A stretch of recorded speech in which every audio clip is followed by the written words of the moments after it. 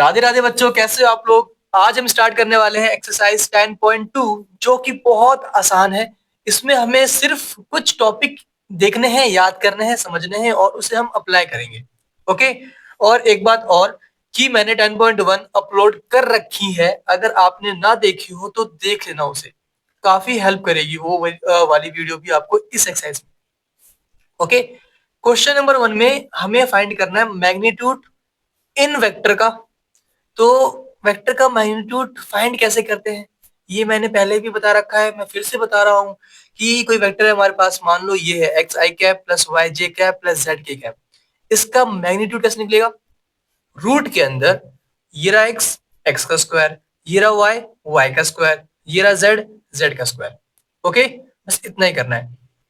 Magnitude of A vector, इसको shortcut में ऐसे लिखते हैं, मोड के अंदर ए वेक्टर। ठीक है, ऐसे लिख लो या शॉर्टकट में ऐसे लिख लो। ओके। वैल्यू क्या होती है? रूट के अंदर x square, y square, z square का सम। एक्स स्क्वायर क्या है? कोफिशिएंट ऑफ आई। आई के साथ जो भी होता है वो हमारा एक्स होता है। वाई क्या है हमारा? कोफिशिएंट ऑफ जे। और जेड क्या है? कोफिशिएंट ऑफ के। ठीक है, आई जे के। डन। तो इसमें बताओ कि क्या मिलने वाला है हमें, इसका मैग्नीट्यूड। तो इसका मैग्नीट्यूड क्या मिलेगा हमें? Magnitude of A vector equal to root के अंदर कोफिशिएंट ऑफ आई। क्या है? कुछ नहीं है यहाँ पे, तो आप चाहो तो यहाँ पे वन लिख सकते हो। जहां कुछ नहीं होता है वहां पे मल्टीप्लाई में वन होता है। ठीक है, तो यहाँ पे वन है, यहाँ पे भी वन है, यहाँ पे भी वन है, तो हमें क्या मिलने वाला है? वन का स्क्वायर प्लस वन का स्क्वायर प्लस वन का स्क्वायर, क्योंकि x square, y square, z square, one का स्क्वायर भी वन ही होता है। तो ये क्या मिल गया? रूट के अंदर वन प्लस वन मतलब थ्री। ठीक है, इसके बाद इसकी बात करते हैं। ये हमारा बी वेक्टर है, तो मैग्नीट्यूड ऑफ बी वेक्टर क्या आएगा हमारे पास? फिर से रूट के अंदर कोफिशिएंट ऑफ आई, आई के साथ में क्या है? टू है, मतलब टू का स्क्वायर। ठीक है, फिर प्लस कोफिशिएंट ऑफ जे, जे के साथ में क्या है? -7, मतलब -7 का स्क्वायर। काफी आसान है ना। प्लस कोफिशिएंट ऑफ के, क्या है हमारे पास? -3, मतलब -3 का स्क्वायर। किसी भी नेगेटिव का स्क्वायर पॉजिटिव होता है, तो हमें क्या मिलने वाला है? 2 का स्क्वायर 4, -7 का स्क्वायर प्लस का 49, -3 का स्क्वायर मतलब प्लस का 9। तो ये वैल्यू क्या मिल गई हमें, बताओ? 9 टू जा 18, 18 प्लस 4 22, 22 और 4 62, है ना। तो ये आ गया हमारे पास रूट का 62। इसके बाद क्वेश्चन नंबर 3 की बात करते हैं, सी पार्ट की। तो मैग्नीट्यूड ऑफ सी वेक्टर क्या आने वाला है हमारे पास? रूट के अंदर आई के साथ में क्या है हमारे पास? 1/√3, मतलब 1/√3 का स्क्वायर, प्लस वापस से 1/√3 का स्क्वायर, क्योंकि जे के साथ में भी 1/√3 ही है। फिर के साथ में माइनस का 1/√3 है, मतलब प्लस -1/√3 का स्क्वायर। ओके, तो मैंने क्या किया है? एक्स स्क्वायर, वाई स्क्वायर और जेड की वैल्यू क्या है? -1/√3, तो -1/√3 का स्क्वायर। ओके, तो वैल्यू क्या मिल गई हमारे पास? 1/√3 का स्क्वायर 1/3 होता है।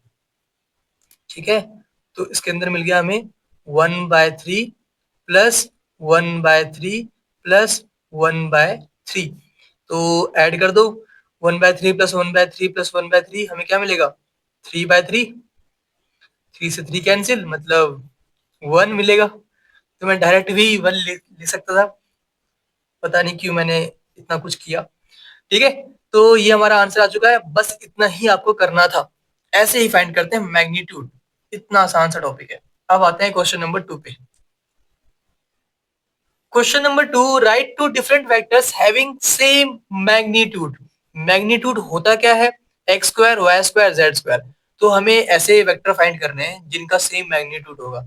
पता है इसके आंसर्स ना इनफाइनाइट पॉसिबल है, मतलब आप अनगिनत वेक्टर्स ऐसे ढूंढ सकते हो जो अलग हो लेकिन मैग्नीट्यूड की वैल्यू सेम हो। समझ रहे हो? चलो मैं निकालता हूँ वेक्टर। कुछ भी लिख दो, जैसे 2i cap plus 3j cap plus 4k cap, ये एक वेक्टर है। मान लिया हमने ये वेक्टर। ठीक है, इसका मैग्नीट्यूड क्या आएगा बताओ। और मैंने बी वेक्टर लिया। अब मैं क्या कर रहा हूँ, जहां पे एक्स है वहां पे वाई, जहां पे वाई है वहां पे जेड, एक्स पुट कर रहा हूँ। ठीक है, तो मैं क्या करने वाला हूँ, यहाँ पे 3 है ना, तो यहाँ पे 3 लिख दिया मैंने। और यहाँ पे 2 है तो मैंने यहाँ पे 2 लिख दिया। मतलब मैंने सिर्फ जगह चेंज की है एक्स और वाई की। समझ रहे हो? इससे फर्क क्या पड़ेगा? कुछ फर्क नहीं पड़ेगा। किसमें? मैग्नीट्यूड की वैल्यू में। क्योंकि मैग्नीट्यूड क्या होता है, इसका सम का रूट। तो सम का रूट अभी भी क्या आएगा, अगर मैं मैग्नीट्यूड ऑफ ए वेक्टर की बात करूं, जो कि निकालनी नहीं है हमें, लेकिन अगर मैं निकालू आपके लिए ताकि समझा सकूं मैं, इसकी वैल्यू क्या आने वाली है, 2 का स्क्वायर प्लस 3 का स्क्वायर प्लस 4 का स्क्वायर। और इसका मैग्नीट्यूड क्या आएगा, बी का, बताओ। इसका भी यही आएगा, 3 का स्क्वायर, फिर प्लस में 2 का स्क्वायर प्लस में 4 का स्क्वायर। ओके, वैल्यू तो सेम आएगी, है ना? तो ऐसे आप infinite number of vector find कर सकते हो। बस आपको इनकी वैल्यू चेंज करनी है। एक बार एक्स में जो रखा है वाई में रख देना, या जो वाई में रखा है वो जेड में रख देना, जो जेड में है वो वाई में रख देना। चेंज कर लेना, और कोई भी वेक्टर आप, कितने भी वेक्टर आप बना सकते हो जो अलग हो लेकिन मैग्नीट्यूड सेम हो। Okay. Question number 3, write two different vectors having same direction. ऐसे वेक्टर फाइंड करने हैं जिनका डायरेक्शन सेम हो। तो इसे करने का बहुत आसान सा तरीका ये है कि मान लो एक वेक्टर ए है। ठीक है, मुझे एक वेक्टर फाइंड करना है जो इसी डायरेक्शन में हो जिस डायरेक्शन में ये ए वेक्टर है। तो मैं क्या करूंगा, इसको मल्टीप्लाई कर दूंगा 2 से, इसे मल्टीप्लाई कर दूंगा 3 से, 4 से, 5 से। जिससे मन करे उससे कर दो, बस नेगेटिव से मत करना। अगर नेगेटिव से करोगे तो अपोजिट डायरेक्शन हो जाएगा। पॉजिटिव किसी नंबर से भी मल्टीप्लाई कर सकते हो आप, किसी से भी, 1/2 से भी कर सकते हो। तो मुझे मिल गया वेक्टर एक। तो ए वेक्टर कुछ मान लो आप, लेट कर लो। A vector is equal to i cap plus 2j cap plus 3k cap, कुछ भी लेट कर लो। और बी वेक्टर क्या होगा, 2 से मल्टीप्लाई कर दो। तो इसे 2 से मल्टीप्लाई करो, तो सबको 2 से करना पड़ेगा। 2i कैप प्लस 2 2 जा 4, 4j कैप प्लस 2 3 जा 6, 6k कैप। तो ये मिल गया हमें दो वेक्टर जो कि क्या है, सेम डायरेक्शन में है लेकिन अलग है। ओके, ऐसे ही आप 3 से मल्टीप्लाई कर सकते हो, 4 से कर सकते हो, 1/2 से कर सकते हो, 3/2 से कर सकते हो, किसी से भी कर लो, लेकिन जिससे भी करोगे वो पॉजिटिव होना चाहिए। ठीक है। Question number 4, find the value of x and y so that the vector this and this are equal. ये दोनों क्या होना चाहिए, इक्वल। तो दो वेक्टर इक्वल कब होते हैं, जब सब कुछ सेम हो। समझ रहे हो? मतलब x की वैल्यू x से सेम हो, y की वैल्यू इसके y से सेम हो। मतलब i का कोफिशिएंट यहाँ पे x है, इस i का कोफिशिएंट 2 है, तो सेम होना चाहिए। j का कोफिशिएंट y है, यहाँ पे j का कोफिशिएंट 3 है, सेम होना चाहिए। तो ऑन कंपेयरिंग बोथ साइड हमें क्या मिलने वाला है, x equal to 2। Okay, and j के साथ क्या है, y, यहाँ पे क्या है 3, मतलब y इक्वल टू 3। बस इतना ही करना था और ये कंप्लीट हो गया। ठीक है। Question number 5, find the scalar and vector components of the vector with initial point 2,1 and terminal point -5,7। तो कैसे फाइंड करेंगे, इससे पहले ये देखो, मान लो दो पॉइंट्स गिवन हो हमें, ठीक है, और हमें वेक्टर फाइंड करना हो उस पॉइंट से। ठीक है, यहाँ पे 3 पॉइंट्स गिवन है, यहाँ पे एक्स वाई जेड तीनों गिवन है। इस केस में हमें सिर्फ एक्स और वाई गिवन है। ओके, तो कोई बात नहीं, यहाँ पे जेड थोड़ी देर के लिए भूल जाओ इस क्वेश्चन के लिए। वैसे प्रॉपर क्या है, ये है। तो हमें करना क्या होगा, अगर मुझे ए बी वेक्टर फाइंड करना है, ए बी वेक्टर, तो मैं क्या करूंगा, मैं बी माइनस ए करूंगा। मतलब क्या है इसका, बी क्या है x2, ए क्या है x1, है ना? तो x2 माइनस x1 आई कैप, फिर यहाँ पे क्या है बी के पास y2, यहाँ पे क्या है ए के पास y1, y2 minus y1 j cap, z2 minus z1 k cap. समझ गए? तो अगर मुझे ए बी वेक्टर निकालना है तो मैं क्या करूंगा, बी माइनस ए करूंगा। ठीक है, x2 माइनस x1 करूंगा, फिर y2 माइनस y1 करूंगा, फिर z2 माइनस z1 करूंगा। बस इतनी सी ही बात है, आपको समझ में आ चुका होगा अच्छे से। तो ऐसे यहाँ पे अगर मुझे ए बी वेक्टर फाइंड करना है तो मैं कैसे करूंगा? ए बी वेक्टर की वैल्यू क्या आएगी बताओ? बी माइनस ए करना है, मतलब -5 -2 -5, फिर बीच में माइनस है ना, ये बीच में क्या है माइनस, तो माइनस, और यहाँ पे क्या है 2, तो यहाँ पे 2 लिख दिया। फिर हमें क्या लिखना है आई कैप, फिर प्लस है तो प्लस 7 है, यहाँ पे 7 माइनस, यहाँ पे 1 है -1, ओके। फिर जे कैप, इस केस में के नहीं आया क्योंकि जेड नहीं है, ठीक है, 2 पॉइंट रखे थे। तो हमने ए बी वेक्टर फाइंड कर लिया है, इसकी वैल्यू क्या आएगी? -5 -2 -7 होता है, -7 आई कैप प्लस 6 जे कैप। ये वैल्यू आ चुकी है हमारे पास ए वेक्टर की। अब क्वेश्चन पे आते हैं। क्वेश्चन में कहा गया था scalar and vector component find करने, कॉम्पोनेंट्स फाइंड करने। तो हमें करना क्या होगा? स्केलर मतलब क्या होगा? Constant values. तो स्केलर की बात करते हैं। स्केलर क्या क्या आने वाला है हमारे पास? बताओ, आई के पास क्या है -7 और जे के पास क्या है 6। तो ये हमारा आंसर है -7, 6। ये दो क्या है? Scalar components. अगर वेक्टर की बात करें तो वेक्टर कंपोनेंट्स क्या होंगे हमारे पास? तो उसके लिए आपको यही बातें लिखनी है, -7, लेकिन वेक्टर की बात हो रही है इसलिए आई कैप भी आएगा, कॉमा 6 जे कैप। ये हमारा आंसर कंप्लीट हो गया। मतलब वेक्टर कंपोनेंट क्या है? -7 आई एंड 6 जे, और स्केलर कंपोनेंट क्या है? -7 एंड 6। ठीक है, बस इतना ही था। ओके। क्वेश्चन नंबर 6, हमें सम फाइंड करना है ए वेक्टर, बी वेक्टर और सी वेक्टर का। ए वेक्टर की वैल्यू ये दे रखी है, बी वेक्टर ये है, सी वेक्टर ये है। काफी आसान सा क्वेश्चन है। आपको सिर्फ आई से आई ऐड करना है, जे से जे और के से के ऐड करना है, इतना ही करना है बस। ठीक है, यहाँ पे आई कैब है, यहाँ पे -2 आई कैब है, यहाँ पे आई कैब है, तो आई प्लस आई 2 आई हो गया, और -2 आई कैब मतलब यहाँ पे क्या आने वाला है? 0 आई कैब, है ना। इसे लिखो या मत लिखो एक ही बात है, लेकिन मैं फिर भी लिख रहा हूं।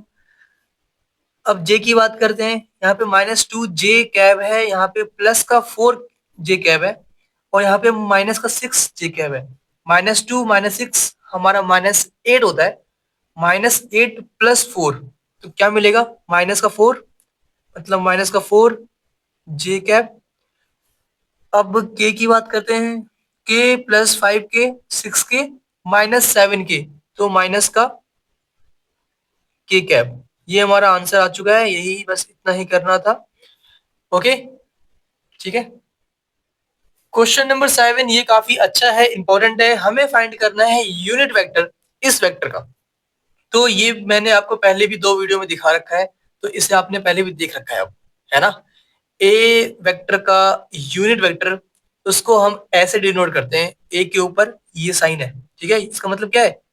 Unit vector. ओके, इसकी वैल्यू क्या होती है? ए वेक्टर डिवाइड में ए वेक्टर का मैग्नीट्यूड, और मैग्नीट्यूड निकालना हमने अच्छे से सीख रखा है। अगर भूल गए हो तो मैं याद दिला दूं, कब निकाला था हमने मैग्नीट्यूड? यहाँ निकाला था, याद है कुछ? है ना, रूट के अंदर x² plus y square plus z square. तो इसका मैग्नीट्यूड क्या आएगा? इसका मैग्नीट्यूड आएगा हमारे पास रूट के अंदर, यहाँ पे कुछ नहीं है मतलब 1 है, 1 का स्क्वायर, यहाँ पे भी कुछ नहीं है मतलब 1 है, प्लस 1 का स्क्वायर, यहाँ पे 2 है प्लस 2 का स्क्वायर। तो इसकी वैल्यू क्या आने वाली है? 1 प्लस 1 2 प्लस 4 6, मतलब √6 आएगी। ओके, तो मैंने मैग्नीट्यूड ऑफ ए वेक्टर तो निकाल लिया, जो यहाँ पे यूज होने वाला है। और निकालना क्या था? ए वेक्टर का यूनिट वेक्टर। इसे कैसे लिखते हैं हम? या तो पूरा लिख लो यूनिट वेक्टर ऑफ ए, या लिख लो ऐसा ए कैप, ए के ऊपर ये कैप सा, ठीक है। इसकी वैल्यू क्या होगी? ए वेक्टर, जो कि हमारे पास ये लिखा आई कैप प्लस जे कैप, ये आई है, प्लस 2 के कैप, डिवाइड में मैग्नीट्यूड ऑफ ए वेक्टर जो कि हमने निकाल रखा है √6। तो ये हमारे पास आंसर आ चुका है। आप चाहो तो इसको सेपरेट कर लो, मर्जी है, नहीं भी करोगे तो फर्क नहीं पड़ेगा, हमारा आंसर यही है। तो मैंने सेपरेट कर लिया है। अपॉन में √6 प्लस 2 k कैब अपॉन में √6। ये हमारा आंसर आ गया। बस इतना ही करना था, इसे नोट कर लो। Okay. Question number 8, find the unit vector in the direction of P Q where P and Q are the point this and this. तो हमें यूनिट वेक्टर फाइंड करना है इस पी क्यू वेक्टर का। तो पहले हमें वेक्टर तो निकालना पड़ेगा क्योंकि पॉइंट्स गिवन है, वेक्टर नहीं है गिवन। और क्वेश्चन नंबर 5 में हमने सीखा था कि पॉइंट से वेक्टर कैसे निकालते हैं, याद है कुछ? हमें ए बी पॉइंट अगर गिवन हो और ए बी वेक्टर निकालना हो तो हम करते क्या थे? x2 माइनस x1 आई कैप, y2 माइनस y1 जे कैप, z2 माइनस z1 के कैप। याद आया कुछ? सेम यहाँ पे करेंगे हम। तो अगर मुझे पी क्यू वेक्टर निकालना है, यहाँ पे पी क्यू है इसलिए मैं पी क्यू बोल रहा हूँ, यहाँ पे ए बी था इसलिए मैं ए बी बोल रहा था। पी क्यू के लिए क्या करना होगा हमें? ये माइनस ये, फिर ये माइनस ये, फिर ये माइनस ये। समझ गए? पी क्यू निकालना है तो क्यू माइनस पी करना होता है। तो 4 - 1 क्या आएगा? 3, 3 आई कैप। 5 - 2 मतलब फिर से 3, 3 जे कैप। 6 - 3 3 आता है तो +3 के कैप। पहले आई लगाना है, फिर जे, फिर के। तो हमने एक वेक्टर फाइंड कर लिया है जिसका नाम क्या है? P Q vector. लेकिन फाइंड क्या करना था? हमें फाइंड करना है यूनिट वेक्टर, मतलब इसका यूनिट वेक्टर फाइंड करना है। और यूनिट वेक्टर फाइंड करना हमने सीख रखा है पिछले ही क्वेश्चन में। कुछ याद आया? अगर हमें एक वेक्टर गिवन हो, ठीक है, तो हम उसका यूनिट वेक्टर बस उसके मैग्नीट्यूड से डिवाइड करके निकाल सकते हैं। ये हमने सीखा है। तो जल्दी से बताओ, इसे कुछ मान लो, इसे मान लो आप। जरूरत नहीं है मानने की, लेकिन मैं फिर भी इससे मैच करने के लिए बस कर रहा हूँ। नीड नहीं है इसकी। आप ये भी लिख सकते हो। मेरा कहने का मतलब ये है कि मैंने मान लिया इसे ए वेक्टर, तो मुझे क्या निकालना है? Magnitude of A vector. जल्दी से बताओ, मैग्नीट्यूड ऑफ ए वेक्टर क्या आएगा? या मैं इसको ये ना लिख के जो ये लिखा था पी क्यू वो भी लिख सकता था, एक ही बात होती। ठीक है, इसकी वैल्यू क्या आने वाली है? रूट के अंदर 3 का स्क्वायर मतलब 9, है ना? याद है ना कैसे निकालते हैं मैग्नीट्यूड? फिर इस 3 का स्क्वायर मतलब 9, फिर इस 3 का स्क्वायर मतलब 9। ये क्या मिल गया हमें? रूट के अंदर 27। और इसको मैं लिख सकता हूँ 27 3 से डिवाइड होगा, फिर 9 आएगा, फिर 3 से होगा, फिर 3 आएगा, फिर 3 से होगा, 1 आएगा। तो मतलब 2 बार 3 आ रहा है तो एक बार बाहर आ गया, तो 3√3 भी मैं इसको लिख सकता हूँ। तो ये आ चुका है मैग्नीट्यूड ऑफ ए वेक्टर। मुझे क्या फाइंड करना था? ए वेक्टर का यूनिट वेक्टर। ठीक है, तो ए कैप ये लिख लो, या लिख लो unit vector of A vector, या लिख लो यूनिट वेक्टर ऑफ, यहाँ पे पी क्यू है ये, तो पी क्यू वेक्टर। ठीक है, जो आपका मन करे। इसे हमने लेट किया था तो ये लिख लो, या लेट नहीं कर रहे हो तो ये लिख लो। ठीक है, कोई डाउट नहीं होना चाहिए। तो इसकी वैल्यू क्या आएगी बताओ? फॉर्मूला कहता है ए वेक्टर अपॉन में मैग्नीट्यूड ऑफ ए वेक्टर। तो ए वेक्टर क्या है हमारे पास? ये। तो ये लिख लो 3 आई कैप प्लस 3 जे कैप प्लस 3 के कैप, टोटल डिवाइड में 3√3। ओके, ये हमारा आंसर आ चुका है। आप चाहो तो सेपरेट कर सकते हो, करना चाहो तो कर लो, नहीं करना चाहो तो कोई बात नहीं। तो मैं सेपरेट कर देता हूँ। तो 3 अपॉन में ये आएगा 3√3, 3 से 3 कैंसिल मतलब आई अपॉन में √3। फिर ये 3 जे अपॉन में 3√3, 3 से 3 कैंसिल मतलब प्लस जे कैब अपॉन में √3, सेम टू सेम के कैब अपॉन में √3। ये हमारा आंसर आ गया। ओके, बस इतना ही करना था हमें। ठीक है, question number 9 same to same question number 8 की तरह है। For the given vector A vector and B vector हमें फाइंड करना है यूनिट वेक्टर, लेकिन in the direction of vector A vector plus B vector. तो मतलब क्या है इसका? इसका सिंपल सा मतलब है आपको ए वेक्टर प्लस बी वेक्टर का के सम का यूनिट वेक्टर फाइंड करना है। तो पहले क्या करना होगा? A vector plus B vector find करना होगा। जो वैल्यू आएगी उसको आप इसमें अप्लाई कर देना यूनिट वेक्टर के फॉर्मूले में। मेरा कहने का मतलब इतना सा है बस, इन्हें जोड़ लो, बताओ क्या वैल्यू मिलेगी। 2i माइनस आई, मतलब आई मिलेगा, आई कैप माइनस जे कैप प्लस जे कैप, तो 0 जे कैप लिखो या मत लिखो एक ही बात है। फिर 2k कैप माइनस के कैप, मतलब प्लस का के कैप। ये वैल्यू मिल गई हमें ए वेक्टर प्लस बी वेक्टर की। इसको लेट कर लो सी वेक्टर, ठीक है, लेट कर लिया हमने से सी वेक्टर। ओके, अब इससे फायदा क्या होगा, इससे क्या फायदा होने वाला है बताओ। हमें इस सी वेक्टर का यूनिट वेक्टर फाइंड करना है। क्या करना है, यूनिट वेक्टर। सी वेक्टर है क्या, इनका सम। तो भाई सी वेक्टर का यूनिट वेक्टर क्या आएगा बताओ, इसकी वैल्यू क्या आएगी, सी वेक्टर डिवाइड में सी वेक्टर का मैग्नीट्यूड, है ना, ये फॉर्मूला था ना, ए वेक्टर डिवाइड में ए वेक्टर का मैग्नीट्यूड। तो सी वेक्टर का मैग्नीट्यूड क्या आने वाला है, ये साइड में निकाल लो, ये रहा सी वेक्टर, और सी वेक्टर का मैग्नीट्यूड क्या आएगा, रूट के अंदर, यहाँ पे 1 है, जहाँ पे कुछ नहीं होता वहां पे 1 होता है, मतलब 1 का स्क्वायर, के के साथ भी क्या है 1, है ना, के का कोफिशिएंट क्या है 1, आई का क्या है 1, तो 1 का स्क्वायर प्लस 1 का स्क्वायर, तो ये √2 आने वाला है। तो सी की वैल्यू क्या है हमारे पास, आई कैप प्लस के कैप, और डिवाइड में सी का मैग्नीट्यूड क्या है √2। चाहो तो आप इसे सेपरेट भी कर सकते हो, आई कैप अपॉन में √2 प्लस के कैप अपॉन में √2, ये हमारा आंसर आ गया। ठीक है, बस इतना ही करना था, है ना। क्वेश्चन नंबर 10 काफी इंपॉर्टेंट है ये, और काफी आसान भी है। Find a vector in the direction of the vector this which has magnitude 8 unit, जिसका मैग्नीट्यूड 8 यूनिट होगा, साथ साथ जो उसकी डायरेक्शन होगी इसकी भी सेम होगी, समझ रहे हो। तो हम क्या कर सकते हैं, हम इसका यूज लेंगे यूनिट वेक्टर का। वैसे यूनिट वेक्टर होती क्या है, इस पे हमने बात तो की नहीं, इस पे हम क्वेश्चन भले ही कर चुके हैं, है ना। तो यूनिट वेक्टर क्या होता है, एक वेक्टर होता है जिसकी लेंथ क्या होती है, यूनिट लेंथ होती है, मतलब 1 लेंथ होती है उसकी, ठीक है। और निकालने का तरीका तो हमें बताइए। तो अगर मैं यूनिट लेंथ निकाल लू इसका, और फिर मैं इनटू में 8 कर दूं, तो मुझे 8 यूनिट की मिल जाएगी। मैं कहने का मतलब क्या है, इसकी हेल्प से मैं 1 यूनिट की वैल्यू निकाल सकता हूँ, ठीक है। और मुझे क्या चाहिए, 8 यूनिट चाहिए, है कि नहीं। तो मैं क्यों ना इसको 8 से मल्टीप्लाई कर दूं, तो मुझे 8 यूनिट मिल जाएगी।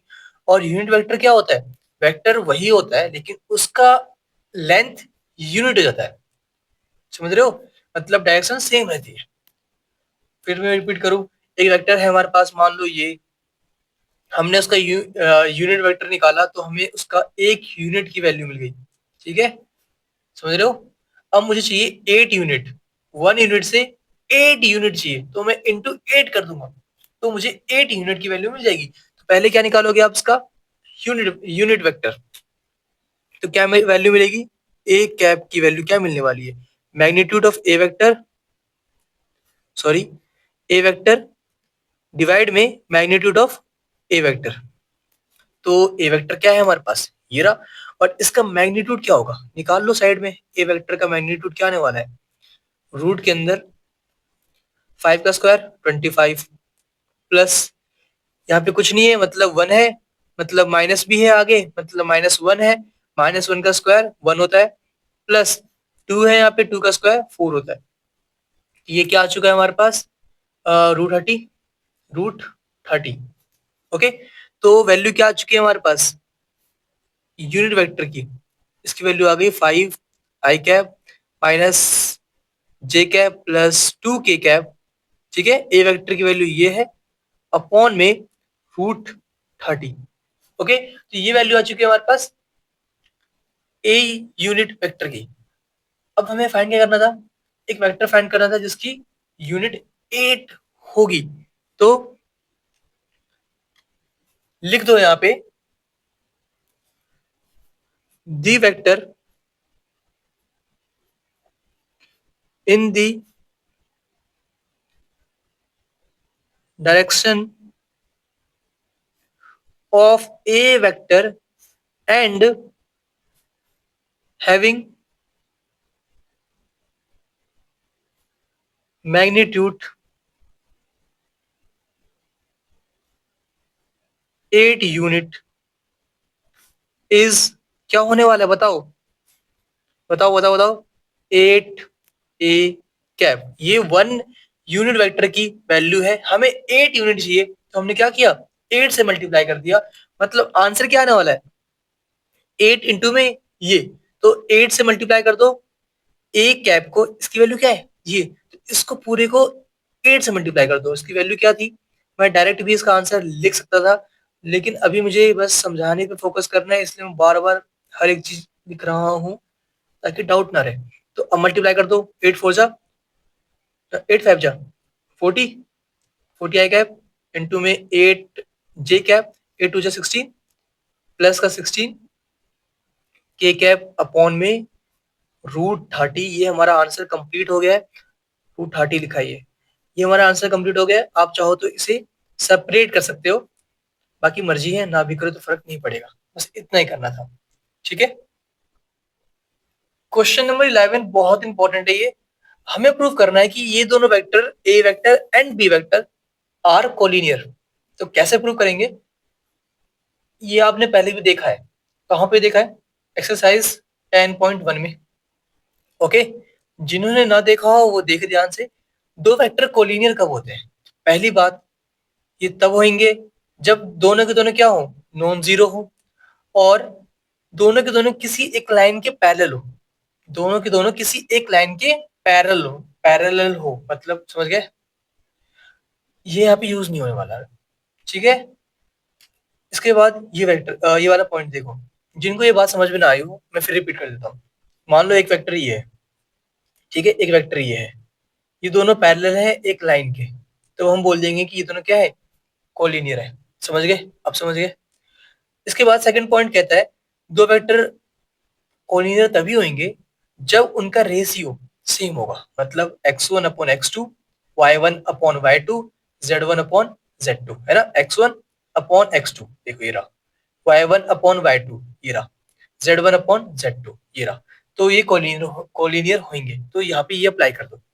या एक तरीका और है, A vector equal to lambda B vector. Lambda क्या है, कोई भी नंबर हो सकता है, ठीक है। इस केस में वो नंबर क्या है देखेंगे अभी हम। तो इन दोनों में से कोई से भी अप्लाई कर दो और आपका आंसर आ जाएगा। ठीक है।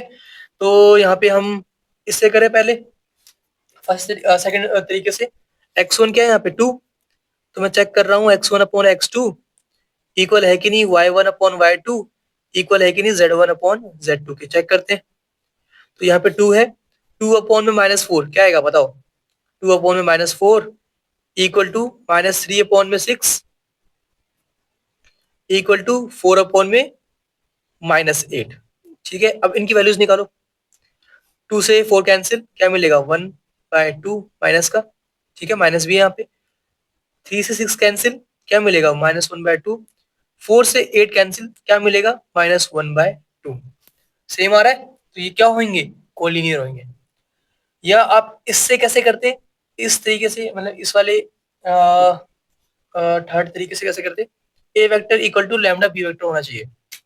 तो आप नोट कर पा रहे होगे इस केस में ए वेक्टर इक्वल टू, देखो अगर मैं बी वेक्टर को -2 से मल्टीप्लाई करूं, ठीक है, समझ रहे हो, मैंने पूरे को क्या किया है, या मैं ऐसे बोल लूं, अगर मैं ए वेक्टर को -2 से मल्टीप्लाई करूं, इसको मैं अगर -2 से मल्टीप्लाई करूं तो मुझे ये वाला वेक्टर मिल जाएगा। ध्यान से देखो, सही बोल रहा हूँ, -2 से इसे मल्टीप्लाई करो तो -4 आएगा, यहाँ पे है। -2 से इसे मल्टीप्लाई करो तो प्लस का 6 आएगा, 6 है यहाँ पे। -2 से इसको मल्टीप्लाई करो तो माइनस का 8 आएगा, है ना। तो देख पा रहे हो आप कि अगर मैं ए वेक्टर में -2 मल्टीप्लाई करूंगा तो मुझे क्या मिल जाएगा, बी वेक्टर मिल जाएगा। या मैं इसको ऐसे बोल लू, ए वेक्टर इक्वल टू -2 डिवाइड में ले आओ -1/2 बी वेक्टर। दिख रहा है ऐसा कुछ, देखो सेम है कि नहीं। अगर ए वेक्टर चाहिए आपको तो इस पूरे को -1/2 से मल्टीप्लाई कर दो। मैंने कुछ नहीं किया है, -2 को मल्टीप्लाई से डिवाइड में शिफ्ट कर दिया, तो ये सेटिस्फाई हो रहा है। A vector equal to lambda B vector, lambda non zero होना चाहिए, मतलब लैम्डा की वैल्यू जीरो नहीं होनी चाहिए, जो कि नहीं है, -1/2 है, जीरो तो नहीं है, तो ये क्या होगा, कोलिनियर। या तो ऐसे प्रूव कर लो या ऐसे कर लो, मर्जी आपकी है। ठीक है।